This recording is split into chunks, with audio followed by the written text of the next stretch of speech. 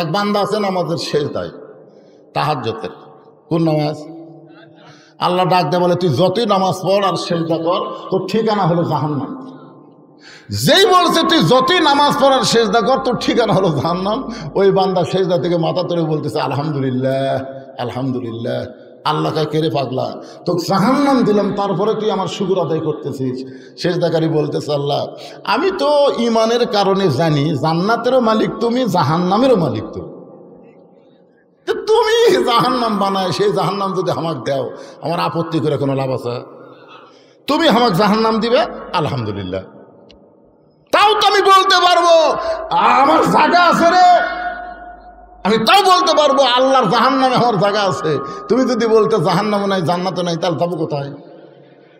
আল্লাহ বলে, পাগল জাহান্নামে গেলে তুই পড়ে যাবি, তোর কষ্ট হবে। পাগল বলতেছে, আমার জাতির পিতা হযরত ইব্রাহিম নমরুদের চুলা যখন জ্বলাইছিল আগুনে ফেলে দেওয়ার জন্যে, আপনি আগুনের চুলাকে শান্তির বাগান কেন বানাইছেন?